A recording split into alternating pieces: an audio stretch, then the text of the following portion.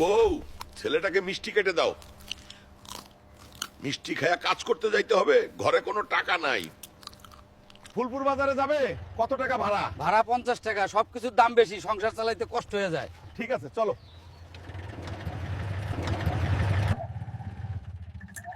Hulk নাও, আমি তোমাকে চর্বি টাকা দিলাম। বকশিস দেওয়ার জন্য ধন্যবাদ, আবার আসবেন। আজকে তো 500 টাকা ইনকাম হইলো। যাই, এখন বাজার নিয়ে বাড়িতে যাই। গু খাওয়া মাছের দাম কত?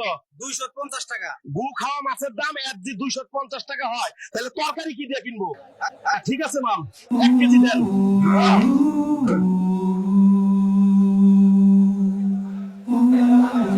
1 কেজি আলু এবং 1 কেজি বেগুন দেন। রন মামা, দাম হচ্ছে 120 টাকা দেন। রন মামা, আমার চাউল 2 কেজি চাউল দেন। রন মামা, দাম 160 টাকা। রন মামা, 500 টাকা প্রায় শেষ।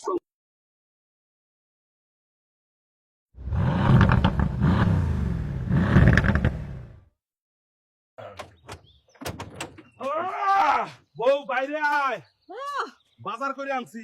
কত টাকার বাজার আনছো এখানে? এইখানে 500 টাকার বাজার আছে। বউ গরিবের সংসার চালানো খুব কঠিন। কবে যে এই দেশে ন্যায় বিচার এবং ইনসাফ প্রতিষ্ঠিত হবে সেই আশায় বেঁচে আছি। ইনশাআল্লাহ একদিন ইনসাফ প্রতিষ্ঠা হবেই। বন্ধুরা, এভাবেই চলছে হালকের সংসার। এরকম ভিডিও পেতে চ্যানেলটি সাবস্ক্রাইব করে দাও। সাবস্ক্রাইব করলে ভিডিও বানানোর জন্য অনুপ্রেরণা পাই।